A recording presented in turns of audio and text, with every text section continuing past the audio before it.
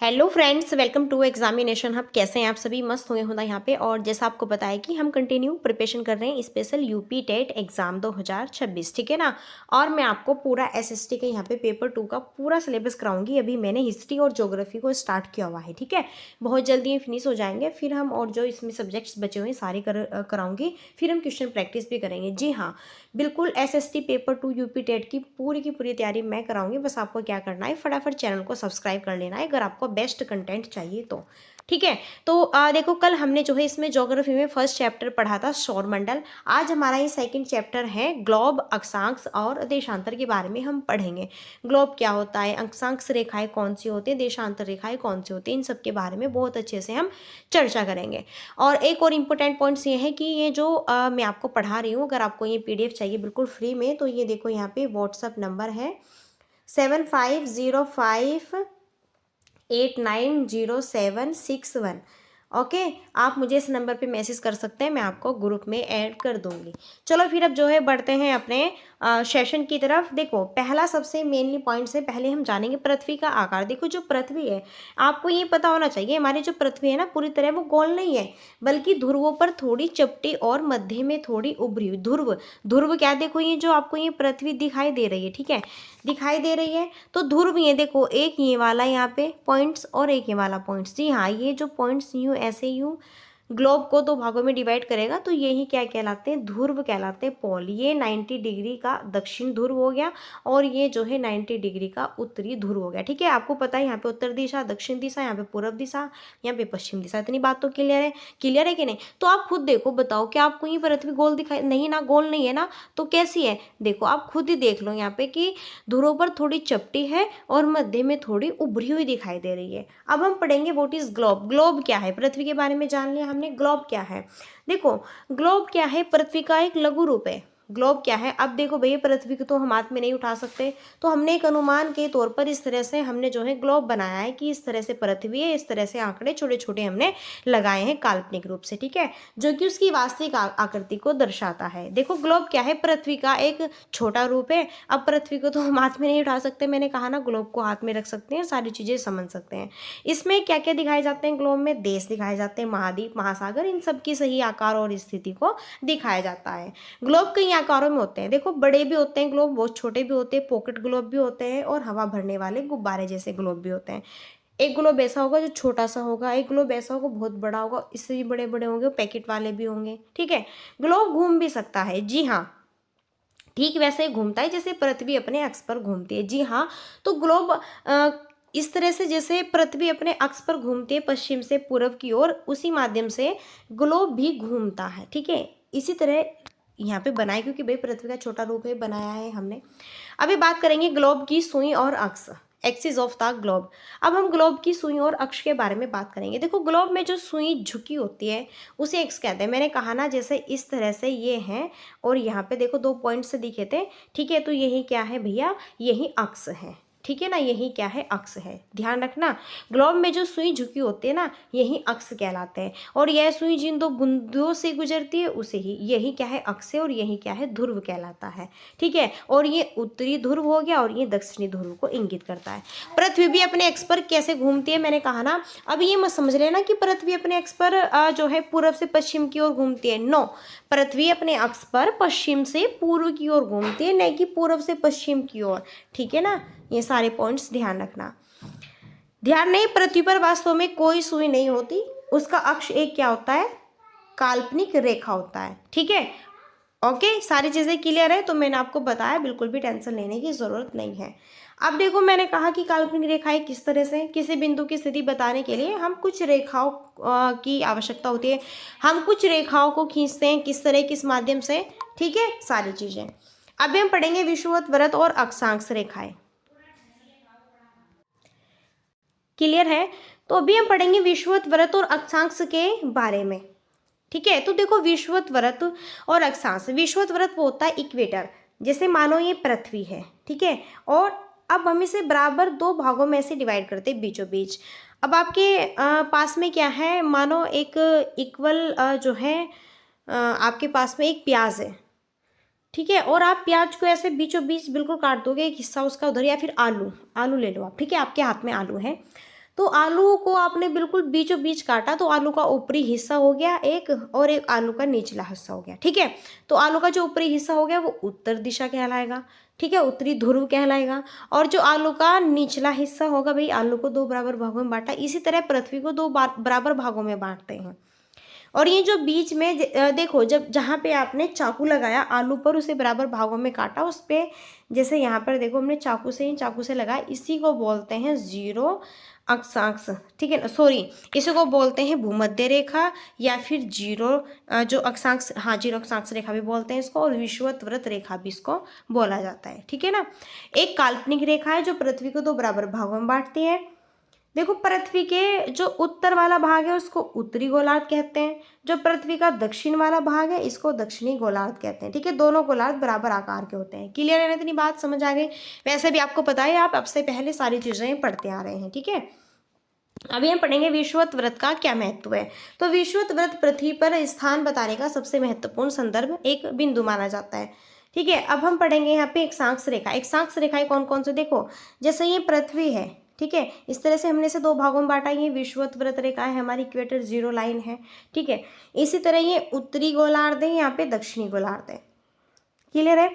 अब देखो जो उत्तरी गोलार्ध में इस तरह से ये जो लाइन है, इस तरह से लाइन खींची होती है उत्तरी गोलार्ध में, इस तरह से ही दक्षिणी गोलार्ध में नो लाइन बिल्कुल इस तरह सीधी सीधी खींची होती है। तो ये जो इस तरह से ये इस तरह होती है लेटी हुई लाइन, ये इस तरह से, ठीक है, ये हमारी अक्षांश रेखाएं कहलाती है। क्या कहलाती है? अक्षांश रेखाएं। यहीं पे समझो। अब जो इस तरह से यहाँ पे जो है हमारी इस तरह लाइन होती है भैया जी, किस तरह, इस तरह लाइन होती है, ये हमारी देशांतर रेखाएं। पड़ी हुई जो ये हमारी खड़ी हुई पड़ी हुई इस तरह रेखाएं होती है, ये देशांतर रेखाएं कहलाती है। और जो मैंने अभी बताया अक्षांश रेखाएं हमारी ये वाली होती है, ठीक है ना, लाइंस ऑफ लैटिट्यूड, ठीक है ना। क्लियर है। चलिए अभी हम विषुवत वृत्त से लेकर दोनों ध्रुवों तक खींची गई समांतर रेखाएं एक साथ, मैंने कहा ना कि ये देखो एक ग्लोब है यहाँ पे, मानो कि ये क्या है, सॉरी पृथ्वी है, ठीक है। इस तरह से हम इसे दो भागों में डिवाइड करते हैं। तो ये जो मैंने लाइन यहाँ पे इस तरह से खींची है भैया, तो विषुवत वृत्त से लेकर दोनों ध्रुवों तक खींची गई जो ये लाइन है, समांतर रेखाएं, समान रेखाएं, यही हमारी अक्षांश कहलाती है, ठीक है। और इन्हें अंश में मापा जाता है, 0 डिग्री अंश में मापा जाता है। अक्षांश का मापन कैसे करते हैं? विषुवत वृत्त को 0 डिग्री से अक्षांश माना जाता है। फिर विषुवत वृत्त से ध्रुवों तक की इसकी पृथ्वी की कुल परिधि 360 का 1/4 भाग होती है। अभी यहाँ पे देखो, जैसे ये आपकी पूरी पृथ्वी है, ठीक है, इस तरह से दो भागों में हम इसे डिवाइड करते हैं। इस तरह से हमने यहाँ पे ये अक्षांश बना दिए, ठीक है ना। अब इनकी दूरी कैसे माप जाती है? यहाँ से विषुवत वृत्त रेखा से 0 डिग्री से लेकर इधर वाला जो यहाँ पे 90 डिग्री पोल है, यहाँ पर 90 डिग्री, ठीक है, दक्षिणी पोल है। इसी तरह यहाँ पर ये पूरा का पूरा जो ये हिस्सा होगा, ये आपका 360 डिग्री का माना जाएगा, ठीक है ना। पूरा 1/4 से, देखो 360 1/4 से आप इसे इस तरह डिवाइड करेंगे तो कटफट के सारी चीज़ें यहाँ पे आपकी कितनी आएंगी, क्लियर है ना, पता चल जाएगा आपको। 90 डिग्री बनता है ना, ओके। तो इसी तरह से यहाँ पे 90 डिग्री होगा, तो ये पूरा एंगल मैंने बताया 360 डिग्री का हो जाएगा। क्लियर है इतनी चीज़ें? चलो, इसलिए ध्रुवों का मापन जो है यहाँ पर 90 डिग्री उत्तर अक्षांश और 90 डिग्री दक्षिणी अक्षांश, इस तरह दक्षिण ध्रुव और दक्षिणी उत्तर ध्रुव पर जो है किया जाता है। यहाँ पर देखो, जैसे मैंने कहा ये पृथ्वी, इस तरह पृथ्वी को हम बराबर दो भागों में बांटते हैं। ये 90 डिग्री यहाँ पर है, ये 90 डिग्री यहाँ पर है दक्षिणी, और ये 90 डिग्री उत्तरी, ठीक है ना। मैंने कहा ये पूरा का पूरा भाग 360 जो है डिग्री का कहलाएगा, ओके। और इस तरह से 360 का 1/4 भाग जब आप इसे काटे फाटेंगे तो यहाँ पे आपका 90 डिग्री दोनों हिस्सों का बनेगा। क्लियर है। अब पढ़ेंगे अक्षांश की दिशा। विषुवत वृत्त के समय में सभी रेखाएं उत्तरी अक्षांश कहलाती है, विषुवत वृत्त के दक्षिण में सभी। अभी देखो, जैसे यहाँ पे मैंने कहा इस तरह से, ये क्या है, पृथ्वी, दो भागों में बांटते हैं। देखो, जो उत्तरी दिशा में खींची गई अक्षांश रेखाएं और दक्षिणी दिशा में खींची गई अक्षांश रेखाएं। देखो, जो ये अक्षांश रेखाएं उत्तरी दिशा में खींची गई उन्हें हम उत्तरी अक्षांश रेखाएं कहेंगे। जो ये हमारी रेखाएं इस दक्षिणी हिस्से में खींची गई उनको हम दक्षिणी अक्षांश कहेंगे, बस छोटी, ठीक है। हर अक्षांश के साथ उसकी दिशा भी लिखी जाती है। फॉर एग्जाम्पल, ठीक है, जैसे उत्तर हो गया, दक्षिण में दक्षिण हो गया, क्लियर है, सिंपल ऐसा। अब जैसे फॉर्मूला यहाँ पे कुछ आपको बताती हूँ। जैसे महाराष्ट्र का चंद्रपुर और ब्राजील का बेलो होरिजेंट दोनों 20 डिग्री अक्षांश पर है। यहीं पर चंद्रपुर विषुववृत्त के उत्तर 20 डिग्री नॉर्थ में है, जबकि बेलो होरिजेंटो विषुववृत्त के दक्षिणी 20 डिग्री साउथ में। तो इस तरह से भाई सभी अपने अपने स्थान अलग अलग दिशाओं में अलग अलग की ये उत्तरी, जैसे हम पूछे कि हमारा भारत किस दिशा में है, तो उत्तर पूर्वी जो है यहाँ पे गोलार्ध में है। ठीक है ना, आपको पता होना चाहिए सारी चीज़ें।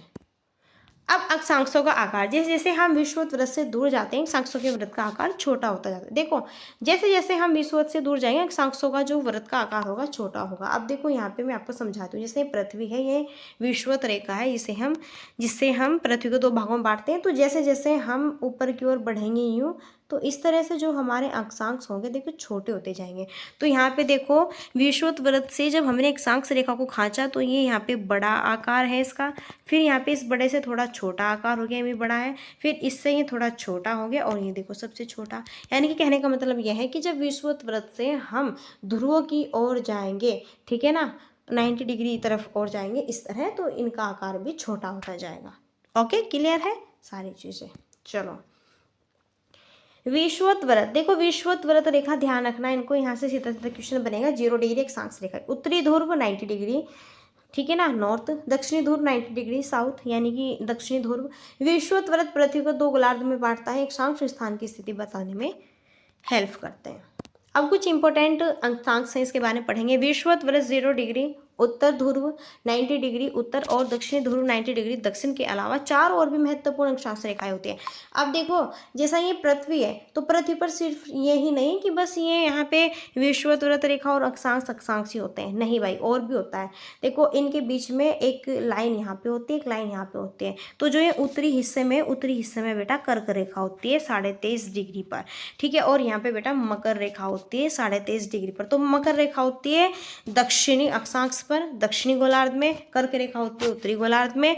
और इसी तरह यहाँ पे विषुववृत्त में 66.5 डिग्री पर उत्तर ध्रुव होता है व्रत स्थित, और दक्षिणी ध्रुव पर यहाँ पर ये विषुववृत्त होता है इस तरह से। ठीक है बेटा, इस तरह से 4 रेखाएं होती हैं। अब ये मत समझना है कि बस ये पृथ्वी है और पृथ्वी को बस एक ये बराबर भागों में बांटते हैं, बस इसमें एक लाइन होती है विषुववृत्त रेखा। 9 यहाँ पे कर्क रेखा भी है, यहाँ पे मकर रेखा भी है, और भाई यहाँ पे विषुववृत्त रेखा है 66.5 डिग्री पर, और भैया जी यहाँ पर दक्षिणी दिशा में भी विषुववृत्त रेखा है 66.5 डिग्री पर, दक्षिण ध्रुव व्रत। ठीक है ना, इस तरह ये बहुत इंपॉर्टेंट है। यहाँ से यूपी टेट में एक क्वेश्चन जरूर बनेगा, मैंने बोल दिया तो बोल दिया, बिल्कुल बनेगा स्पेशली। क्लियर है। अब पृथ्वी के ताप कटिबंध के बारे में बात करते हैं। देखो पृथ्वी को अक्षांशों के आधार पर 3 ताप कटिबंधों में बांटा है। मानो कि 3 जो ताप कटिबंध, ताप टेम्परेचर, जैसे कि गर्मी का है, शीत का है और शीतोष्ण, ठीक है ना, इस तरह से 3 भागों में बांटा गया। जैसे उष्ण, यहाँ पे उष्ण को गर्मी कहते हैं, बहुत ही गर्मी, जहाँ पे उष्ण कटिबंध हो गया। ओके, और जो है शीतोष्ण कटिबंध, शीत कटिबंध, इस तरह 3 जो है ताप कटिबंधों में बांटा गया है। अब बात करेंगे पृथ्वी को जब ताप कटिबंध के बारे में, तो 3 ताप कटिबंध में बांटा गया है। उष्ण कटिबंध की बात करेंगे। देखो उष्ण कटिबंध यह क्षेत्र कर्क रेखा 33.5 डिग्री नॉर्थ और मकर रेखा 33.5 डिग्री के बीच होता है। अभी यहाँ पे मैं समझाऊंगी ये क्या है। इस तरह जैसे ये हमारी पृथ्वी है भैया, छोटा सा, जैसे बेटा ये हमारी पृथ्वी है, ठीक है ना, ऐसे हम 2 भागों में डिवाइड करते हैं। ये हमारा क्या है, यहाँ पर 90 डिग्री उत्तरी गोलार्ध है, यहाँ पे 90 डिग्री बेटा दक्षिण गोलार्ध है। इस तरह से मैंने कहा ना, यहाँ पे 23.5 डिग्री यहाँ पर कर्क रेखा है, ठीक है, यहाँ पे 23.5 डिग्री मकर रेखा है। ओके, अब देखो यहाँ पे भैया जी क्या है, सूरज निकल रहा है इधर, सूरज यहाँ से सूरज निकल रहा है। तो बेटा ध्यान से देखना, जो सूरज यहाँ पे इस तरह निकलता है, तो सूरज की जो सबसे ज़्यादा किरणें होती है वो इस स्थान पे पड़ती है, यहाँ से लेके और यहाँ तक। जी हाँ, देखो यहाँ से लेके और यहाँ तक सबसे ज़्यादा इस स्थान पर पड़ती है बेटा, सूर्य की जो क्या होती है, किरणें होती है, इस स्थान से लेके इस स्थान पर सबसे ज़्यादा पड़ती है। तो आप मान के चलिए कर्क रेखा उत्तरी गोलार्ध में और मकर रेखा दक्षिणी गोलार्ध में, और ये जो विषुववृत्त रेखा इस पूरे बीच के इलाके में सबसे ज़्यादा गर्मी पड़ती है, इसलिए हम इसको उष्णकटिबंध क्षेत्र कहते हैं, क्योंकि यहाँ पे सूरज की किरणें बिल्कुल सीधी पड़ती है इस तरह से, यहाँ पे सबसे ज़्यादा। फिर धीरे धीरे इधर इस साइड सूरज की किरणें तिरछी पड़ने लगती है, और यहाँ पे जो है आपकी ठंड पड़ती है, गर्मी बहुत कम पड़ती है। और यहाँ पर तो 90 डिग्री पोल में सूरज की किरणें पहुँचती ही नहीं भाई, ठीक है। सबसे ज़्यादा कहाँ पर आती है, यहाँ पे कर्क रेखा पर और यहाँ पे मकर रेखा पर। समझा? जी हाँ, यही होता है। तो यह क्षेत्र कर्क रेखा 23.5 डिग्री मकर रेखा के बीच होता है। यहाँ सूर्य वर्ष में एक बार सिर के ठीक ऊपर होता है, इसलिए यह क्षेत्र सबसे अधिक क्या होता है, गर्म होता है। इस चीज़ को ध्यान रखो, मैंने समझा भी दिया। अब मैं बताऊंगी शीतोष्ण कटिबंध क्षेत्र कौन सा होता है। यह कर्क रेखा और उत्तर ध्रुव व्रत 23.5 डिग्री 66 डिग्री के बीच का होता है। नीचे इसी तरह से मकर रेखा दक्षिणी ध्रुव व्रत के बीच होता है। अब मैं आपको बिल्कुल बहुत अच्छे से समझाने वाली हूँ। देखो, मानो ये पृथ्वी है, पृथ्वी को 2 भागों में बांट दिया हमने, बहुत अच्छी बात है। आपको पता है यहाँ पर कर्क रेखा है बेटा, यहाँ पर मकर रेखा है। यहाँ पर क्या है, कर्क रेखा है, यहाँ पर क्या है, मकर रेखा है। ओके, इस तरह से भी मैं आपको बताऊंगी, इस तरह से। फिर यहाँ पर हमने इसको काटा, यहाँ पर क्या है भैया, उत्तर ध्रुव व्रत है, यहाँ पर दक्षिणी ध्रुव व्रत है, ठीक है ना। यहाँ पर 66.5 डिग्री, क्लियर है। यहाँ पर भी 66.5 डिग्री। अब ये जो, ध्यान से, ये जो कर्क रेखा से और ये जो 66.5 डिग्री का हिस्सा है, ये वाला, और सिर्फ बस ये वाला, ठीक है ना, इस हिस्से में अब जो बेटा सूरज की किरणें होगी वो थोड़ा कम पड़ेगी, इसलिए यहाँ पर क्या होता है, थोड़ी गर्मी कम पड़ती है। यहाँ सूर्य कभी सिर के ऊपर नहीं जाता, जो कि किरणें यहाँ पे तिरछी पड़ती है, इसलिए यहाँ का तापमान मध्यम रहता है, मीडियम रहता है। यहाँ पे ऐसा नहीं कि पूरी गर्मी है या पूरी ठंड है, नहीं, न तो यहाँ पे अधिक गर्मी होती है इस वाले स्थान में, न ही अधिक ठंड होती है। ध्यान रखना, मैंने समझा दिया, ठीक है ना, सारी चीज़ें आपको बहुत अच्छे से। अब हम पढ़ेंगे शीत कटिबंध के बारे में। ये क्या होता है भाई, ये भी मैं आपको बहुत अच्छे से यहाँ पे समझाऊंगी, ध्यान से आप जो है पढ़ना, ठीक है। अभी हम बताते हैं कि शीत कटिबंध किसे कहते हैं। उत्तरी गोलार्ध में उत्तर ध्रुव व्रत और उत्तरी ध्रुव के बीच तथा दक्षिणी गोलार्ध में दक्षिण ध्रुव व्रत और दक्षिणी ध्रुव के बीच का जो क्षेत्र होता है बहुत ठंडा होता है, क्योंकि यहाँ सूर्य क्षितिज और अधिक ऊपर नहीं उठ पाता, इसलिए इन्हें शीत कटिबंध कहा जाता है। बिल्कुल आप इस जो है डेफिनेशन को भी भूल जाओ, छोड़ दो। यहाँ पर देखो, जैसे मैंने ये पृथ्वी बनाई भैया, मैंने यहाँ पर ये पृथ्वी बनाई, इस तरह से 2 भागों में डिवाइड किया, ठीक है ना। अब देखो कितनी बेहतरीन तरीके से मैं आपको ये समझाती हूँ। आपको पता है यहाँ पर 23.5 डिग्री कर्क रेखा, यहाँ पे 23.5 डिग्री मकर रेखा, यहाँ पर 66.5 डिग्री क्या है आपका विषुवत व्रत रेखा है, 66.5 डिग्री विषुवत व्रत दक्षिण रेखा है, ठीक है। अब भैया सॉरी, एक मिनट, थोड़ा सही सा एंगल बनाते हैं इसका, इस तरह से, ठीक है। अब देखो, आपको पता है यहाँ पर तो भैया कर्क रेखा है, यहाँ पे मकर रेखा है, यहाँ पर आपका वो है जो है विषुवत व्रत रेखा, यहाँ पे विषुवत व्रत रेखा दक्षिणी है। अब देखो, अब हम आपको बताएंगे, अब यहाँ पे ये वाला स्थान है और ये 90 डिग्री वाले स्थान तक, ये वाला स्थान और इस 90 डिग्री वाले स्थान, सिर्फ और सिर्फ इस वाले स्थान की बात कर रहे हैं, सिर्फ और सिर्फ इस वाले स्थान की बात कर रहे हैं। देखो यहाँ पर जो बेटा सूर्य की किरणें होगी बिल्कुल नहीं पड़ेगी, बिल्कुल भी नहीं, बहुत कम पड़ेगी, तिरछी पड़ेगी, इसलिए यहाँ पे शीत कटिबंध होता है। बिल्कुल ठंड ही ठंड, ठंड ठंड ठंड ठंड ही ठंड होती है, ठीक है, समझ आ गया। ओके, देखो इस वाले बीच के हिस्से में कर्क और मकर रेखा विषुवत रेखा पर तो उष्ण कटिबंध होगा, फिर इस वाले हिस्से का और इस वाले हिस्से पर क्या होगा, शीतोष्ण कटिबंध होगा, और यहाँ पर पूरा भैया शीत कटिबंध होगा। चलिए अब हम पढ़ेंगे देशांतर के बारे में। देखो हमने अक्षांश पढ़ लिया, देशांतर किसे कहते हैं। किसी स्थान की सही स्थिति बताने के लिए केवल अक्षांश ही पर्याप्त नहीं होते, देशांतर की भी हमें आवश्यकता पड़ती है। मैंने कहा ना कि ये पृथ्वी है और इसे हम 2 भागों में बांटते हैं, इस तरह से, इस तरह से, इस तरह जो ये लेटी हुई रेखाएं होती है भैया जी, ये हमारे देशांतर होते हैं, ठीक है ना। आई होप समझ गए, ठीक है। और ये जो ये वाली यहाँ पर ये जो रेखा ये ड्रॉ की गई है प्रमुख यामोत्तर, इसको जो है यहाँ पर इस तरह से, इस तरह ये जो है 60 30 60 30, ये 180 डिग्री का पूरा कोण। देखो ये तो 90 डिग्री का है, ये 90 डिग्री का है, ये 180 डिग्री का यहाँ पर, ठीक है ना, बनाती है। डेफिनेशन परिभाषा, देशांतर में काल्पनिक रेखाएं होती है जो उत्तर ध्रुव से दक्षिण ध्रुव तक जाती है। देखो देशांतर रेखाएं में होती है, देशांतर रेखाएं में होती है जो कि उत्तरी ध्रुव से दक्षिणी ध्रुव की ओर जाती है। अक्षांश रेखाएं इस तरह होती है, लेटी हुई होती है कि नहीं होती है, इस तरह लेटी हुई। जी हाँ, बिल्कुल समझ आया क्या। चलिए बात करेंगे देशांतर का मापन। इन्हें अंश में मापा जाता है, प्रत्येक अंश को मिनट और सेकंड में बांटा जाता है। ये अर्धवृत्त होते हैं जो ध्रुवों पर एक दूसरे से मिलते हैं। अक्षांशों से भिन्न सभी देशांतरों की लंबाई देखो अक्षांश की भी जो अक्षांशों के भिन्न अक्षांशों के आपको पता है कि इस तरह से वो पहले बड़े होते हैं फिर छोटे होते जाते हैं, जैसे ध्रुवों की ओर बढ़ते हैं। देशांतरों की लंबाई थोड़ी हल्की हल्की समान होते हैं, लेकिन नीचे ही ये बारीक हो जाते हैं आगे। ठीक है, जहाँ ब्रिटिश राज की वेधशाला स्थित है, इन्हें प्रधान यामोत्तर कहा जाता है। इसका मान 0 डिग्री देशांतर है। यह रेखा पृथ्वी को पूर्वी गोलार्ध और पश्चिमी गोलार्ध में डिवाइड करती है।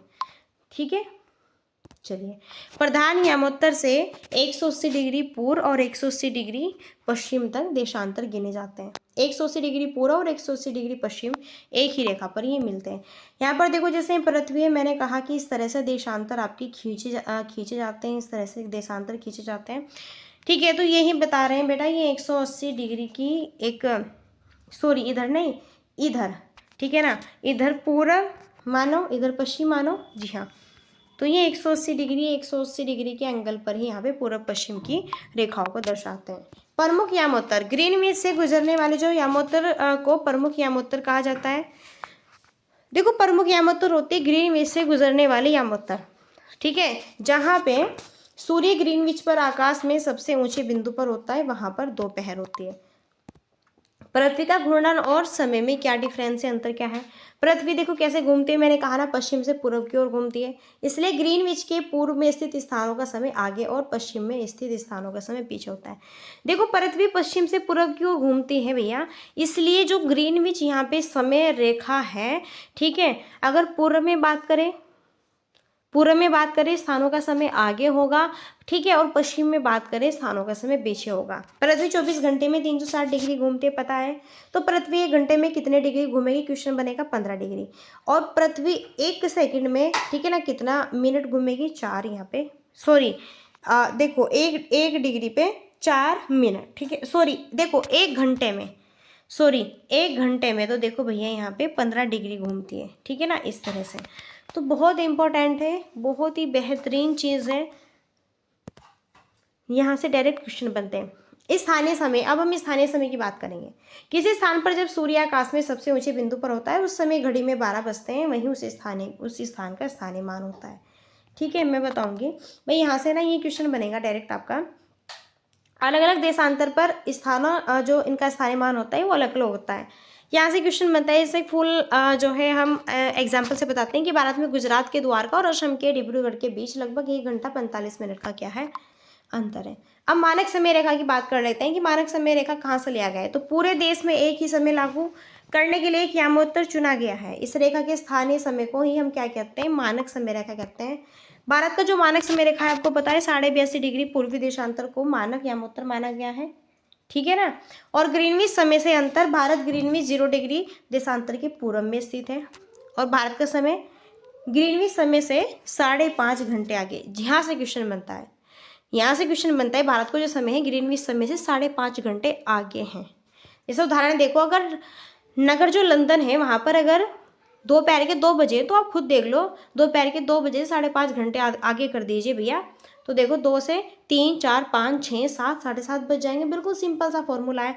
अगर भैया लंदन में, क्योंकि यहीं से ग्रीनविच लंदन इसकी बात कर रहे हैं, यहाँ से लिया गया जो समय है अन्य देश से, ठीक है, तो वहाँ से अपने भारत को जो समय 5.5 घंटे आगे हैं। तो सिंपल सी बात है, अगर वहाँ पे 1 बजा होगा तो 1 से 5.5 घंटे आगे कर लो। 1 से देखो, 1 से 2, 3, 4, 5, 6, 6:30 होंगे। क्लियर है, चलिए, तो ये हमारा सेशन यहाँ पे फिनिश होता है। अक्षांश और देशांतर, ठीक है, रेखाएं हमने आपको बताया। आई होप आपको समझ आ गया होगा। अगर कोई भी यहाँ पे आपको इशूज़ लग रहा है कि समझ नहीं आए, तो प्लीज़ आप मुझे बता सकते हैं। ठीक है, चलिए फ्रेंड्स, अब यहीं पे मिलते हैं हम नेक्स्ट सेशन में, और तब तक के लिए so thanks for watching, keep study and bye bye, take care, जय हिंद, जय भारत, नमस्कार।